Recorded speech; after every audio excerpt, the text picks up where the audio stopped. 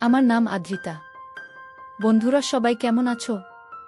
বন্ধুরা, আজকে তোমাদের আপনমা ছেলের একটি সত্য ঘটনা বলবো।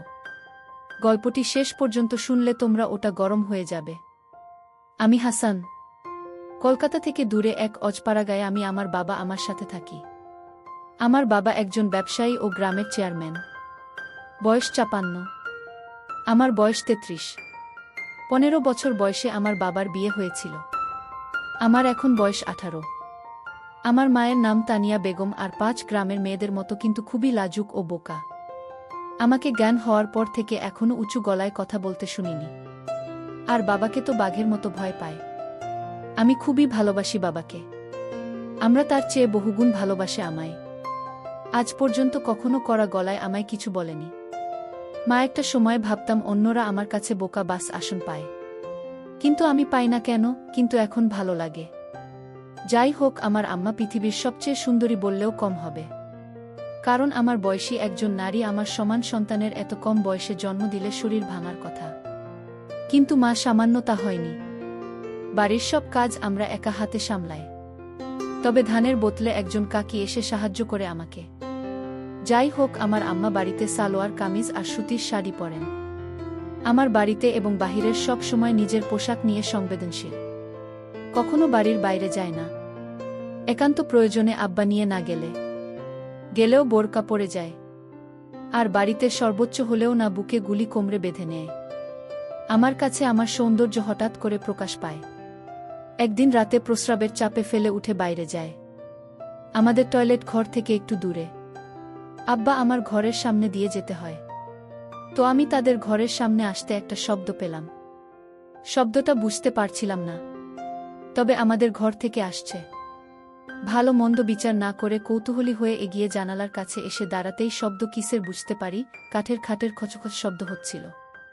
আমার বুঝতে বাকি নেই কিসের কারণে শব্দ।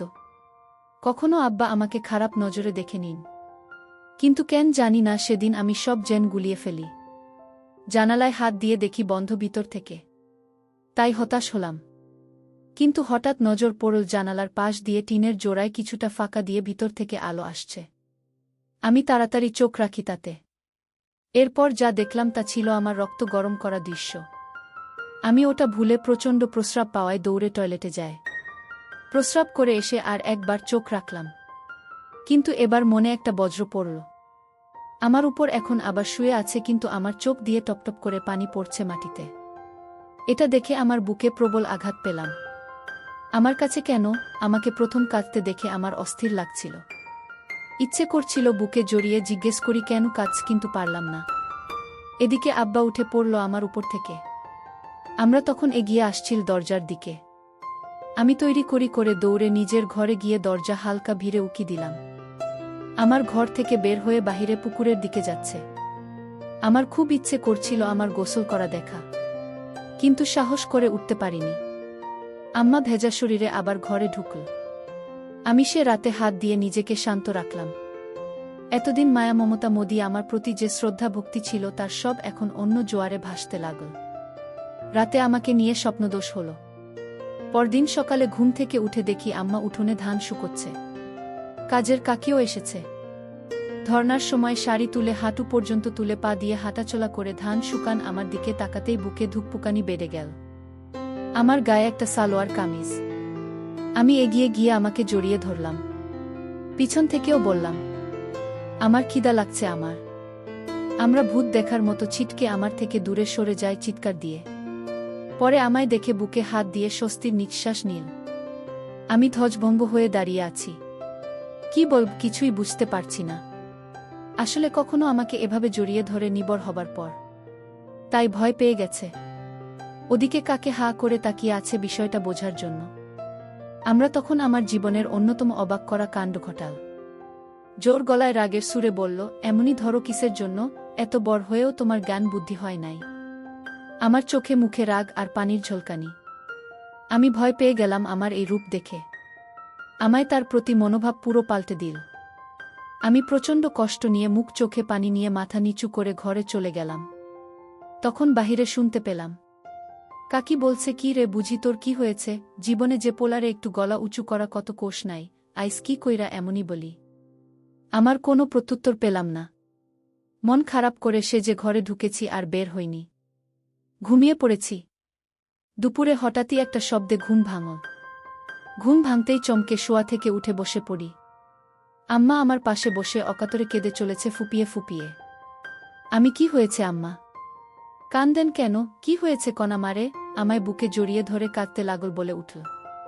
আমাকে মাফ করে দাও বাবু। আমি আইস আমার বাবুর আরে বোকা দিচ্ছি। তুমি মন খারাপ করো না সোনা। রাগ করো না। আমি সকালে আমার সাথে এই আমাকে মেলাতে পারছি না। আমরা পরনের সকালে পোশাকি, তবে ঘাম ঝরানো শরীরে এখনো ধান লেগে আছে। আমার বুকে আমার মাথা।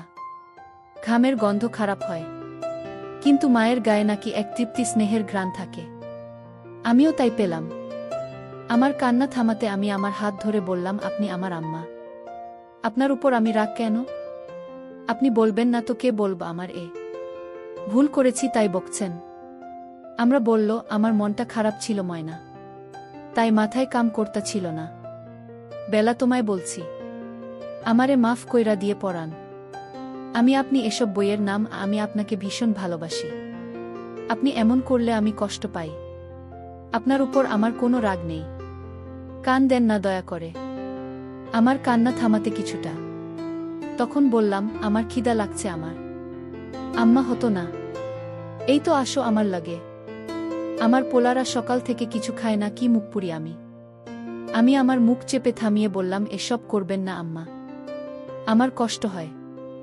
বলে আমি কি এক সাহসিকতায় জানি না। আমার ছোট্ট একটা হামি দিয়ে বসলাম। সেকেন্ডের জন্য আমিও স্তব্ধ হয়ে গেলাম, কিন্তু আমার খানিক কোনো বিরূপ প্রতিক্রিয়া ছিল না। উল্টো আমায় অবাক করে আমার গালেও দিয়ে আমার সোনা বলে বুকে জড়িয়ে ধরল। আমি আকাশপাতাল এক হওয়ার মতো অবস্থা হয়ে গেলাম। আসলে কখনো এমন কিছু ঘটেনি এর আগে। সাধারণ তোমার সন্তানের ধরনের আচরণ স্বাভাবিক, কিন্তু আমাদের বিষয়টা ভিন্ন। এত বড় হয়েছি, কখনো এমন করিনি কেউ হঠাৎ করা একটু অস্বাভাবিক। কিন্তু আমার কান দিয়েও আমি অবাক। আমার হাত ধরেই বিছানা থেকে নেমে নিয়ে বাইরে উঠোনে এক পাশে গাছের নিচে বসিয়ে দিল। আমি গুলি করে বসলাম। আমরা তখন ভিতরে গিয়ে প্লেটে করে খাবার আনন।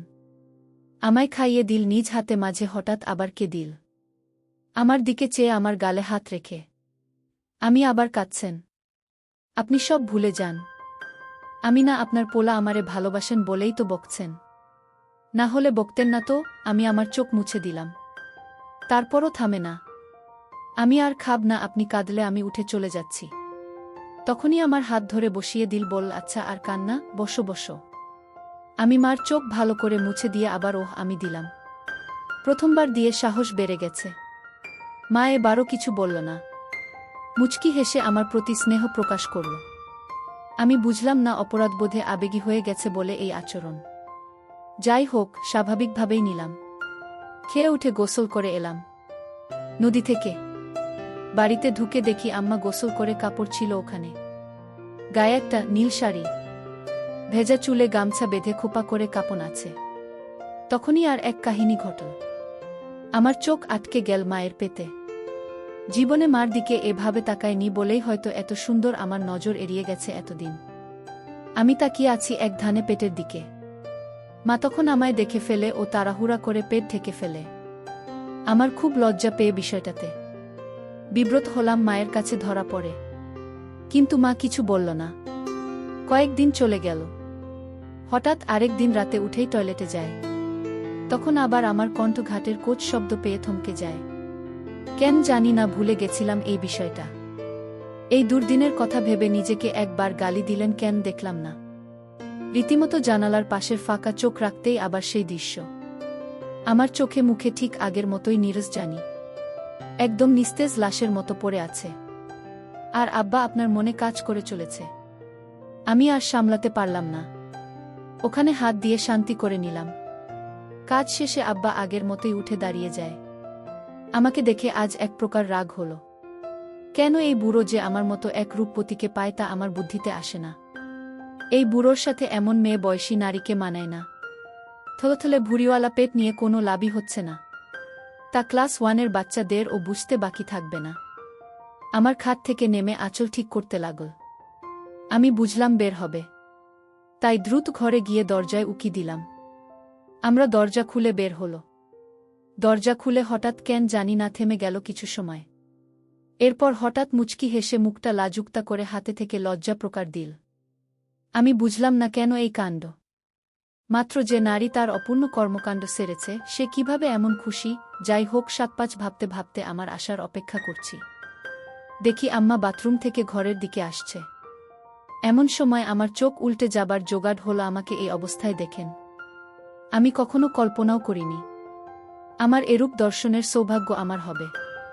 উঠোনের বাতি জ্বলছে, সেই আলোয় আমার গায়ে পানির বিন্দু চকচক করছে হীরের মতো।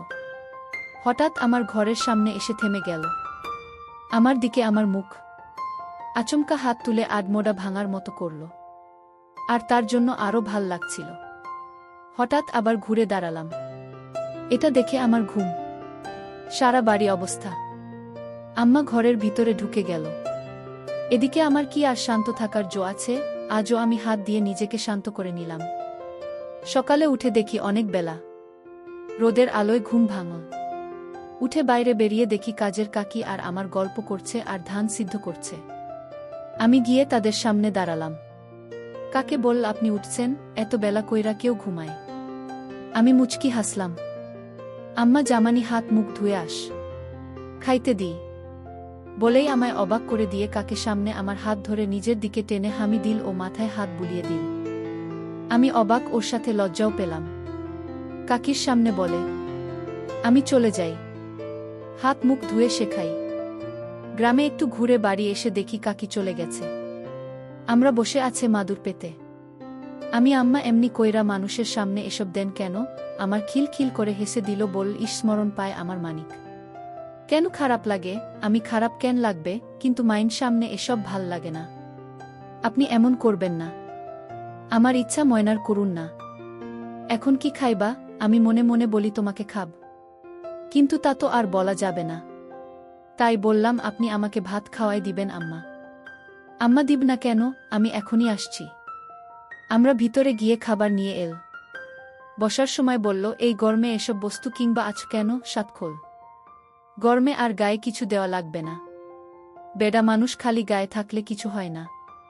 আমি শার্ট খুলতে খুলতে একদম স্বাভাবিকতা নিয়ে প্রশ্ন করলাম, জেন বুধ ছেলে। আমি, আচ্ছা মা, আপনার গরম লাগে না? আপনার গায়ে তো আমার থেকেও বেশি কাপড়।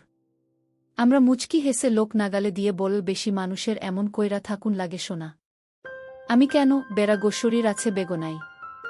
এমন কেন? আমার প্রশ্ন শুনে মুখের ভাব ভিন্ন রহস্যময় করল, কিন্তু উত্তর দিয়ে বলল, কিছু কারণ আছে। সোনা বেরি আরবের আগত এক না। তুমি খালি গায়ে থাকলে কোনো কিছুই হইব না, কিন্তু আমি খালি গায়ে হলে সবাই ফ্যালফ্যাল কইরা চাইয়া থাকব। আমি, কেন যাইয়া থাকব কেন? আমরা এবার একটু নাছোড়বান্দা অবস্থায় পড়ে গেছে, কিন্তু সে কেন জানি না আমায় থামিয়ে অন্য কথা বলছে না। আমার প্রশ্নের উত্তর দিচ্ছে। কেন করছে সেটা আমার কাছে বিষয় না। আমার ভালো লাগছিল তাই আমিও বলেই চলেছি। আম্মা, আচ্ছা তোমার বুক ই বুক বড়? বেরি গোবর বুক থাকে, তাই চাইতে থাকে। আমি আবারও বুঝিয়ে বলি, বুক তো আছে। বেরি মাইন্সের বুক থাকে বাচ্চাকে দুধ খাওয়াতে। এই থেকে রাখুন লাগবে কেন? আমার কথায় 1 সেকেন্ড চুপ করে বল, দুধ খাওয়ানোর জায়গা। কিন্তু এটা হল সুন্দর একটা জিনিস যা বেড়ানো দেখার লাগে না। আমি তো দেখছি কত। আমি তো আপনার দুধ খাইয়ে বড় হয়েছি। আমরা প্রথমে অবাক হলেও আমার কথার মানে বুঝে বলল, তুমি আমার পোলা ছোট থাকতে সবাই সন্তানদের দুধ খাওয়ায়, তুমি দেখলে সমস্যা নাই। আমি এবার মাত্রা ছাড়িয়ে একটা প্রশ্ন করলাম, আচ্ছা মা, এখন আপনি আমার দুধ খাওয়ান না কেন? আমার চোখ বড় করে বিস্ময় প্রকাশ করল, কিন্তু রাগের না, অবাক হয়ে। ভেবেছে আমার উত্তর দেবে না, তবে আমার ধারণা ভুল প্রমাণ করে বলল, এখন তো আমার নাই শোনা। আমি আমার বুকের দিকে আঙুল ইশারা করে বলি যে আছে। নাই কোনো কেন? নাকি আমি বড় হয়েছি দেখে আমায় আর ভালোবাসে না? আমার প্রশ্ন শুনে হেসে দিয়ে বলল, পাগল পোলা আমার। মায়া ঘোষ মিলে বাচ্চা হওয়ার কয়েক বছর পর দুধ শেষ হয়ে যায়। আমি তো সুযোগ পেয়ে ধরে বসি। আমি দেখছি আপনার আছে, আর আপনি কোনো নাই, ততক্ষণে আমার খাওয়া শেষ। আমার হাত ধুয়ে ফেলেছে। আম্মা, আরে পাগল পোলা, এই বুকের ভিতরে রোশনাই, না হলে কি তোমায় না খাওয়া রাখতাম? আমি আমার কথা শুনে আকাশ থেকে পড়লাম। আমরা এত সহজে কথাগুলো বলছি যে আমার সাথে নিত্যদিনের। তাই আমি বুঝলাম মা আমার কথায় রাগ করছে না। আমি এগুলো তাহলে এতবড় কেন? আমরা এবার চোখ বড় করে ছদ্মবেশী হাসি চেপে বিস্ময় প্রকাশ করল আর কোনো কথা বলল না। কিন্তু হঠাৎ উঠে পড়ল। আমি ভয় পেয়ে গেলাম আমরা করেছে কি না ভেবে। আমার দীঘা বাড়ি বলো আর সবার সাথে। আমি ভয়ে ভয়ে উঠে দাঁড়ালাম। আমায় হাত ধরে তার ঘরে নিয়ে গিয়ে দরজায় খিল দিয়ে চোখের পলকে আঁচল ফেলে দিল। এই অবস্থা দেখে আমায় আসমান জমিন সব এক হয়ে গেল।